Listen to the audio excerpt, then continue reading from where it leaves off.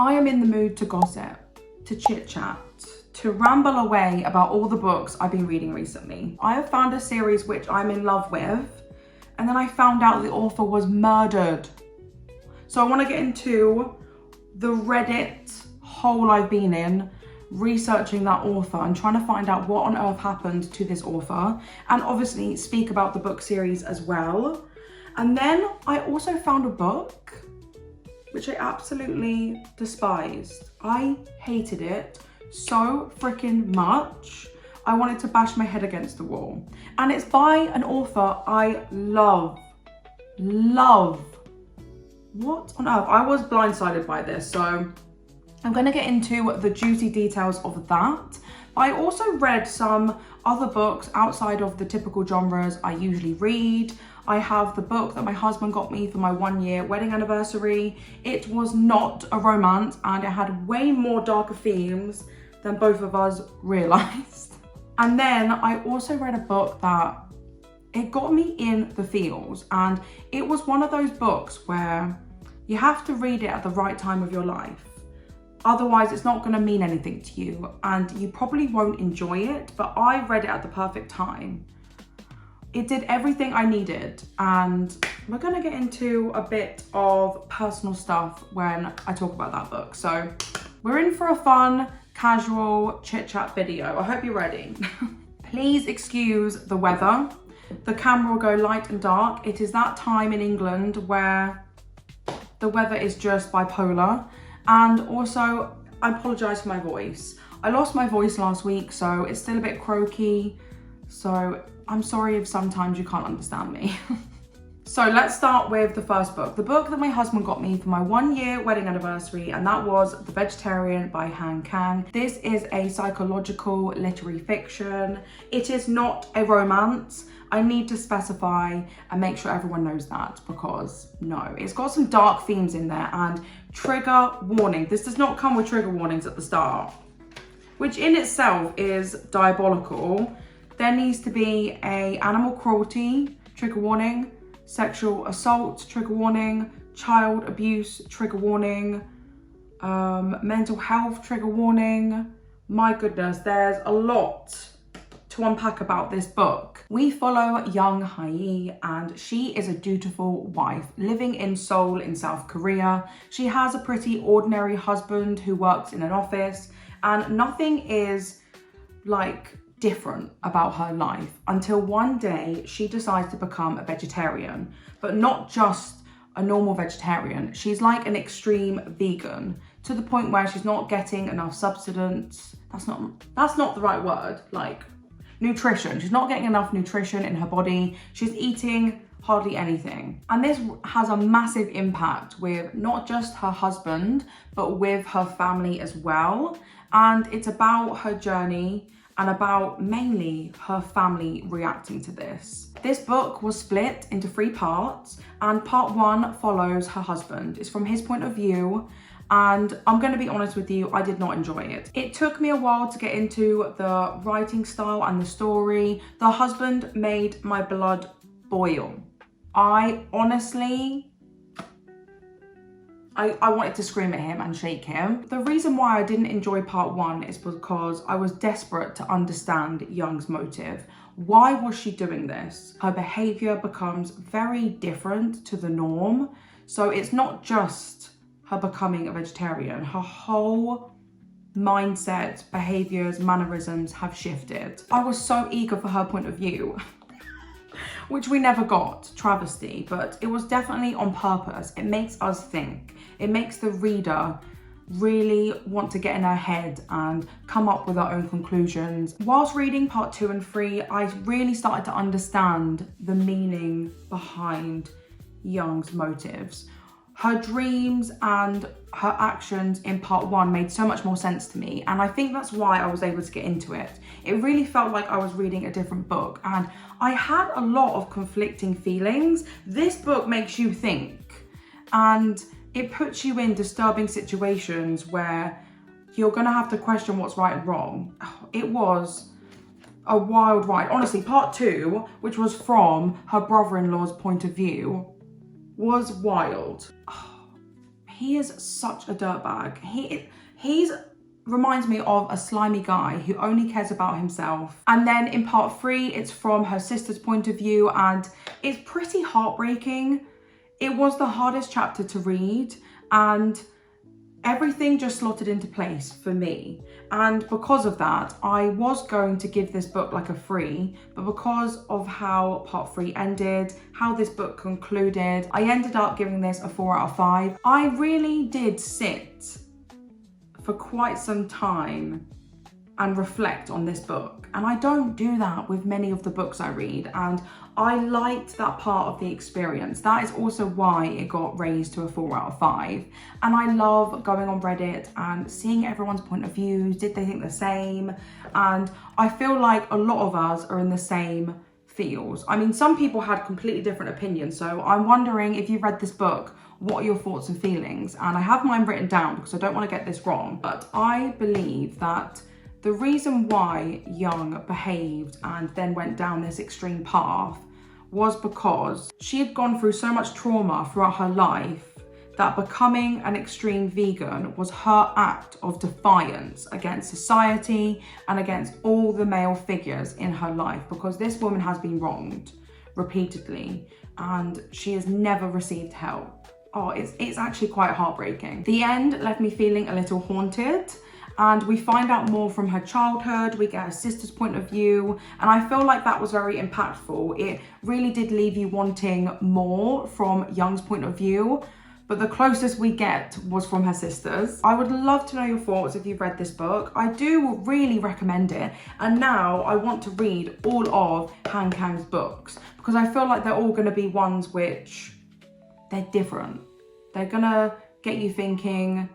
They're gonna be quite, like, they're gonna have horror tones in and make you feel a bit, I don't know, icky, sad, off, you know. Highly recommend, definitely read it. The second book we're gonna be talking about is a series, and it is a series that I love. I loved it so much. Thank you, Deb, for recommending this to me. We tried a how many books can we read in 24 hours challenge, and this was the series that I decided to pick, and that is the Mindfuck series by S.T. Abbey. But I found out that this was actually like a pen name. It's not actually her real name. She used S.T. Abbey, which Stabby, if you read it all out, for her dark romances. And then she also had, I think she also had another pen name called Christy Cunnings. I'm not sure what type of book she wrote with that because I haven't read them, but her name was Christine Owens.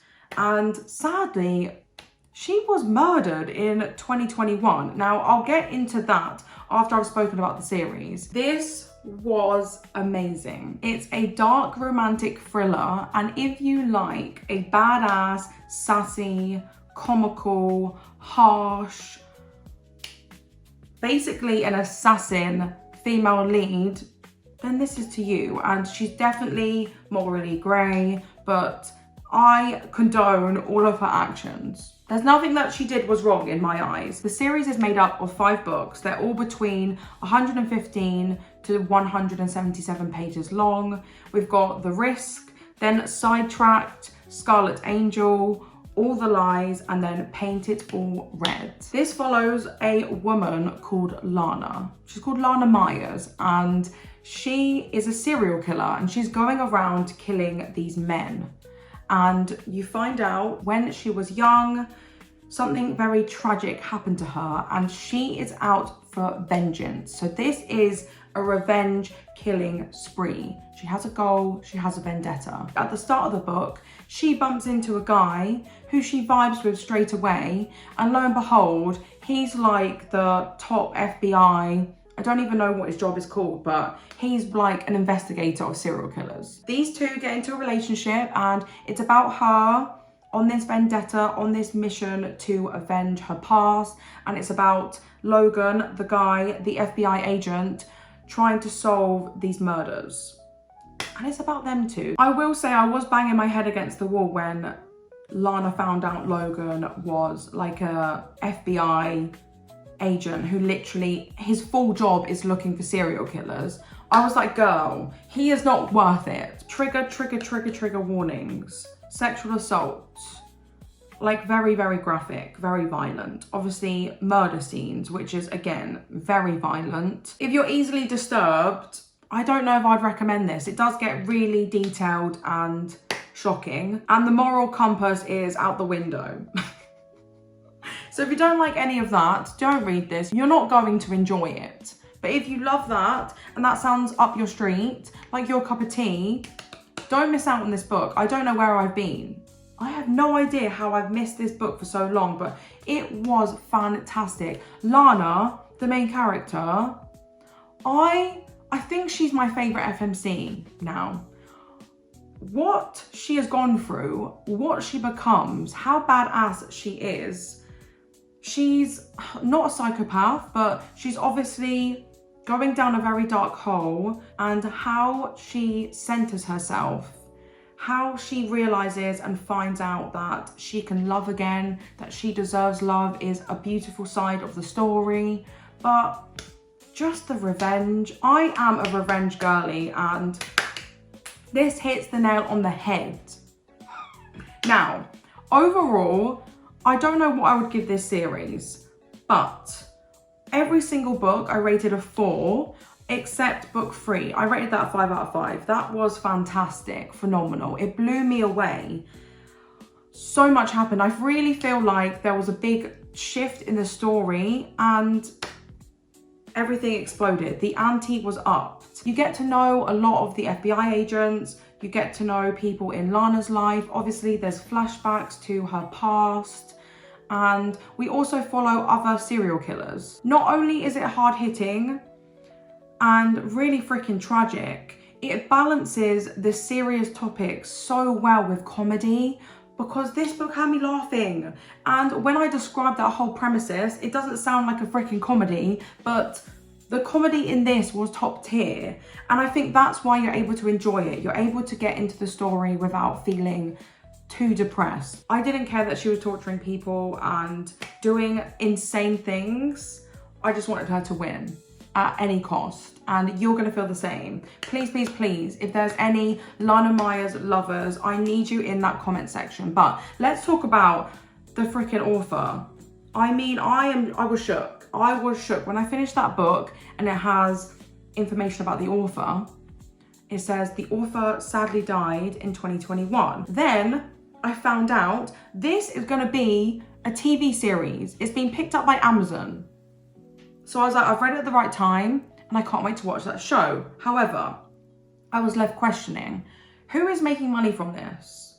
Because if she died in 2021, her books are still on Kindle Unlimited. You can still buy them in shops. And it gave me pause. I was like, who's making the royalties? Who's decided to make it into a TV show? Because it's not the author. And that's when I went into a deep dive rabbit hole. So let me get my notes, because this can get wild. And some people have gone really, really in depth with this. And I do need to caveat, this woman has sadly died. This is a really serious and sad situation. It's not something to gossip about. I need to know people's opinions. I don't know whether to continue supporting the series. Do I watch the series? Or do I not? Because, okay, let me tell you, because I'm not making any sense. So how Christine Owens died is in 2021, she apparently, this is what reports say, but the information online is slim. It's very hard to find out in-depth information about this case, but she tried to stab her husband with a sword, and her husband shot her, and she sadly died from that. Apparently the kids were at home. I can only imagine a very, very traumatic experience.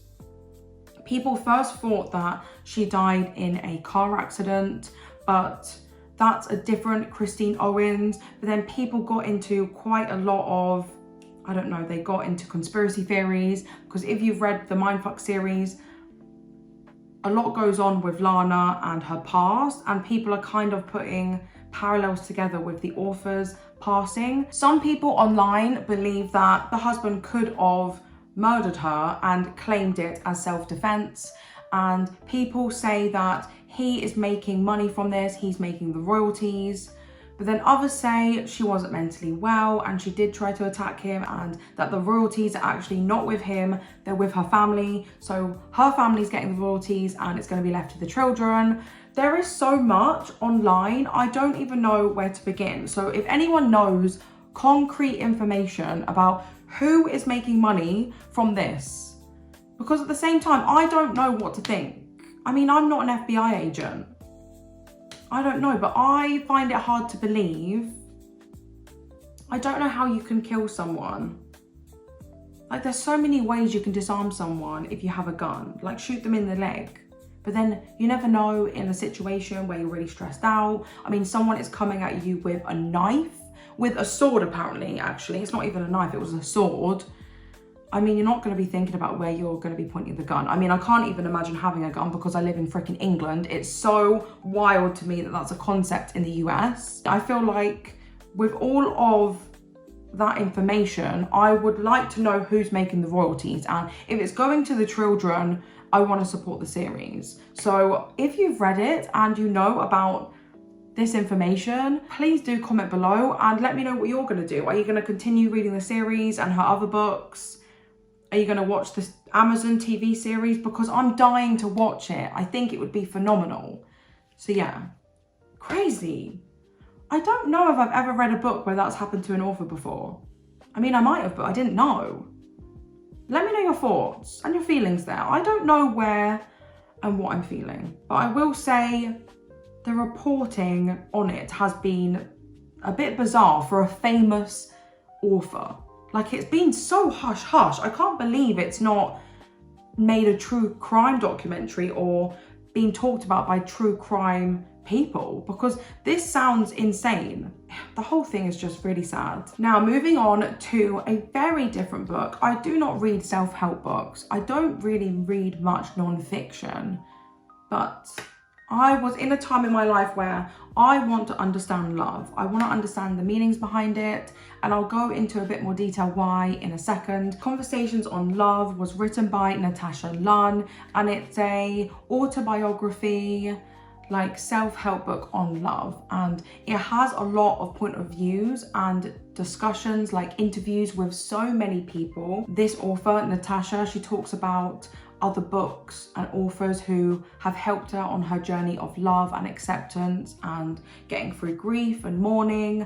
I mean, this book touches a lot of topics, but all of it has the same theme of love. I listened to the audiobook. I highly recommend, because when she speaks to some of these other people, these researchers, these authors, etc., sometimes you get their voices. Their interviews are put in the audiobooks, and I really love that touch. It felt very personal, and I do enjoy it when an author reads and narrates their story. Definitely if it's like autobiography, like non-fiction. So Natasha did this excellently. I love her voice. Overall, I gave the book 3.25. The book split into many parts, and it follows lovers, strangers, parents, friends, endings and beginnings. So you go through many journeys of Natasha's life and get different perspectives on different types of love, like I said, from all of those topics that I just listed.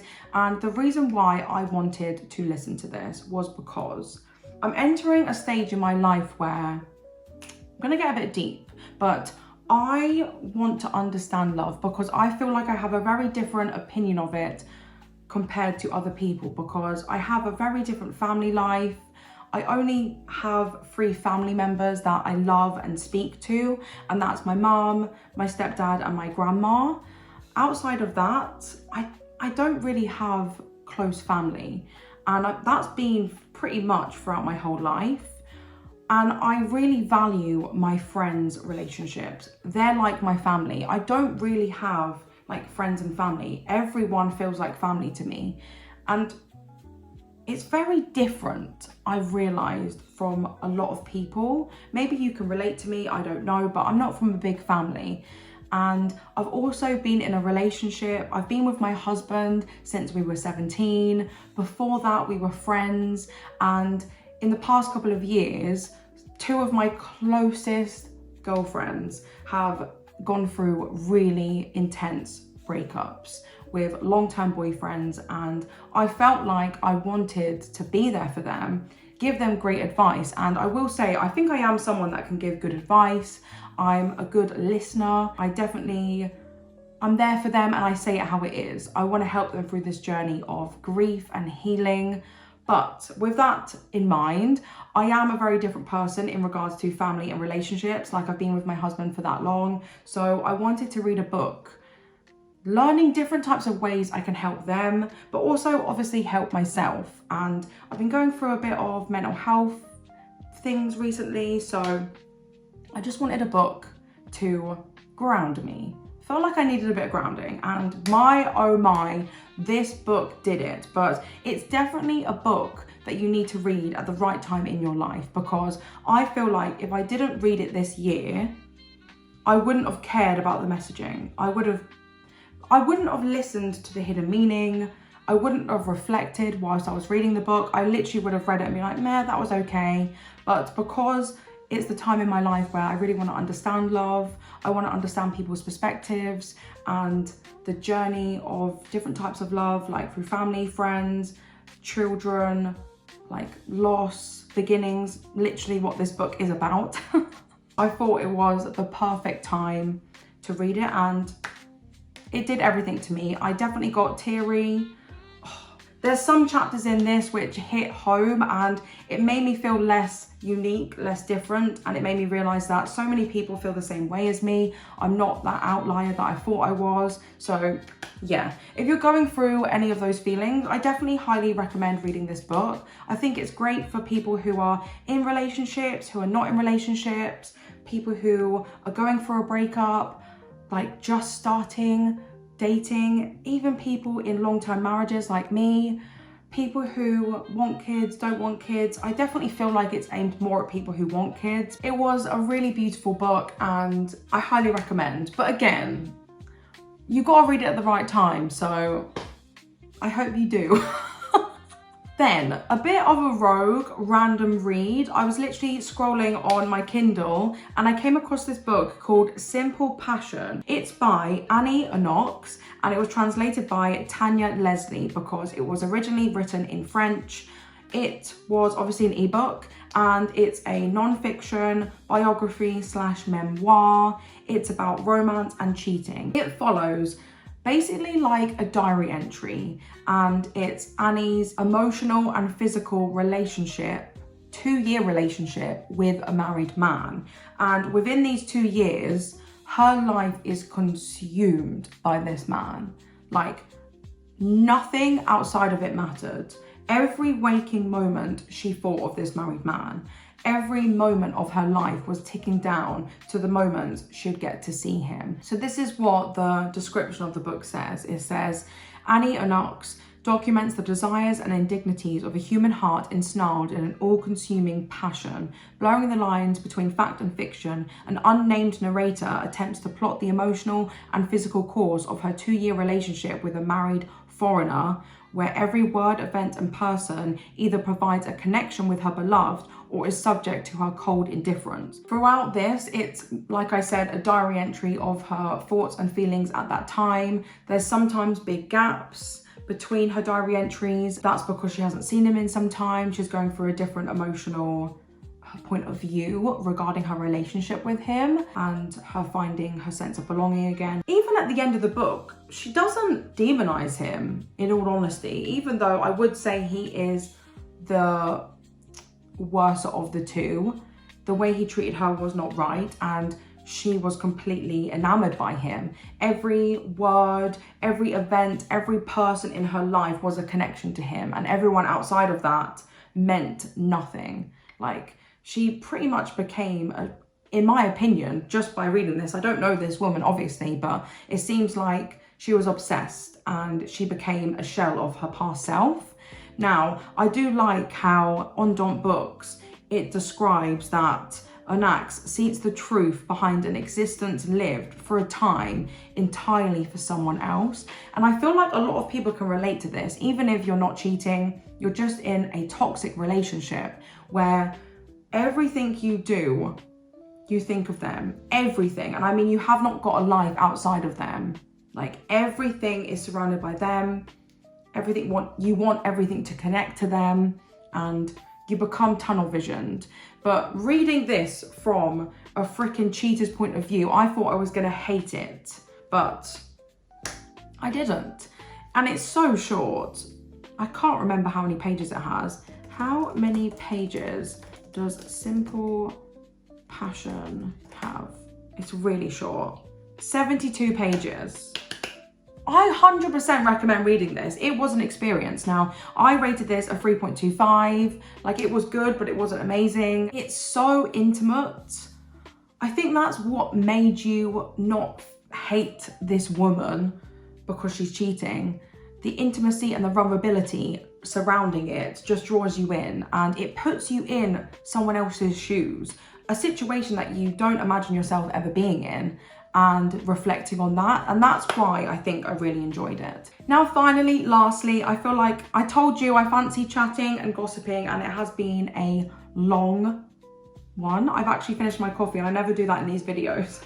Woo! If Love by Ana Huang, and this was her debut series. Not like her other series where pretty much all the characters are rich. Like, she's got a billionaire series, then she's got a series with millionaires, wealthy people in. That's the world I'm used to, whereas this follows like students who are up and coming, and none of them are wealthy and rich, bar one. I'm not gonna go into crazy detail about this series because I will do a separate video that's very similar to my Kings of Sins analysis and my Twisted series analysis. And I do plan to do a tier ranking video of all of the women and the guys and possibly the side characters in these books, because I have some strong opinions about some of these men, mainly from this series.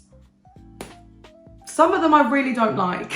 Now, there's 4 books in this series. We have If We Ever Met Again. No, it's not. It's If We Ever Meet Again. And then we have the kind of sequel to that, and that is If the Sun Never Sets. And these 2 books follow the same couple. What are they called again? These are the books I absolutely hated. Oh my God, yeah. We've got Feyre and Blake.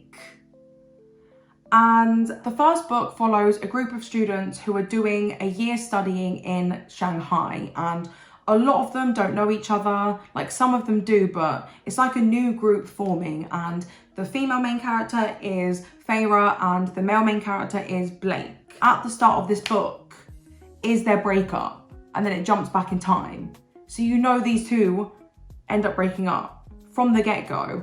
And then the second book is a 5-year time jump, and it's about their lives like after uni and basically them reconnecting. This has cheating in, and with or without the cheating, Blake is a baby. He cannot communicate, and he is just no way on par good enough for Feyre. I honestly despise this man. I despise this man so much that I gave the first book 2.25 because it wasn't just about them. We got some side characters in the mix. Obviously did have some romance in. It wasn't complete trash, but it had moments where I screamed. I was like, girl, dump him, run. He's a baby, he's a man-child. What is going on? Feyre, stand up for yourself. And then, book 2, I gave a 1. I gave a 1. Why do we give crappy men that can't communicate second chances? I don't know. I don't know. Don't get me wrong, Blake has gone through tragic stuff, and he did hit me with some feels when the wind blew to hell. Like, actually, no, never.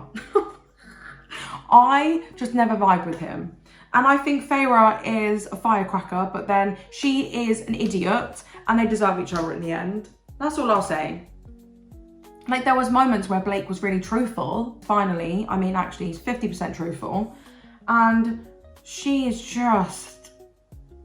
the miscommunication and the childishness from her, which comes out of nowhere, is mind-numbing. And then I wasn't even happy with the ending. I was rolling my eyes. So If the Sun Never Sets is basically second chance romance. Yeah. That's the first 2 books. And you know what? I've decided I don't like second chance romance. The book needs to be firecracker for me to love it. And this was not fire at all. Then the 3rd book is called If Love Had a Price. And this is a fake dating situationship. It follows, I know she's called Chris. I think it's Chris and Noah. And I might have got that so wrong. I'm so terrible with names. I'm serious here. Yes, she is called Chris. He's called Nate. So Chris, she is the only person in this whole friendship group which is minted from the get-go. Like, she's minted from book 1. And basically, her dad has a new, like, fiance who's basically a gold digger. She's like, this woman definitely cheats on my dad. And I know that if I get with someone, she's gonna want that guy. So she asks an actor to fake date her, to trick her future stepmom into sleeping with him. And it follows them. Obviously, she is very rich and he is a struggling actor working in a coffee shop whose mum passed away, has a deadbeat dad, and he looks after his sister and puts her through school. So that's his situation, completely different. So when someone offers him 15 grand, he's like, whoa, I need to jump at this. I need that money.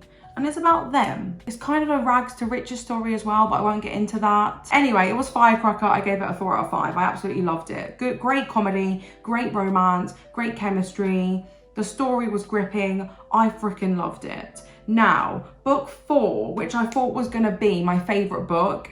It wasn't my favorite. I gave it a 3.5 and it's called If We Were Perfect. And this is somewhat a second chance romance as well. It's about 2 people, Olivia and Sammy. I hope I'm getting that right. It is. Boom. They were together in book 1 and then they split. So in book 2 and in book 3, they're not together. They're catty. They can't really be in the same room with each other without getting angry. And then book 4 is kind of them 2 reconnecting. They're forced into, it's forced proximity. It's that vibe. And Olivia is kind of a workaholic. She is an OCD. She's got high pressures from her family. She's got high aspirations. She's a businesswoman. Sammy, on the other hand, is very family orientated, but he basically was going to be a businessman. No, he wasn't. He was meant to go to NASA. So he was like a scientist, but then he decided to drop out of all of that and follow a career and passion in baking. And it's about him with his bakery and his life now, and about her dealing with her structured, everything to a T plan life turning upside down. And they're basically forced to live together again. Yeah, it's a steamy second chance romance between exes that are now forced to be roommates. If that's your cup of tea, give it a go. It was great. And I loved the ending. The ending was a chef's kiss. So those are all of the books I've read recently. Like I said, all of them are quite different, which I'm really happy with. They're not all from the same genre and they've all got me in different sorts of feels. But lo and behold, I literally made 10 books I want to read before the end of 2025 and I've read 1 book. Why am I like this? So I'm going to leave it to you guys. These are the 9 books left that I want to read before the end of 2025. Which book should I pick up next? And I'm gonna read it. The one that gets commented the most, I'm gonna read. So I need you to comment because this girl is indecisive and I suck at sticking to a freaking reading goal. If you've read any of these books, let me know in the comments. I want to know your thoughts and your feelings. Did you feel the same as me? Do you have a different perspective? I want to hear what you guys are reading as well. I've missed you guys. I haven't really chatted to you about traditional books. I've been on a manga high on this channel, so let me know what books you've been reading and if you recommend any. I'm going to leave you here. I hope you enjoyed today's video and I hope to see you in the next one. Bye guys.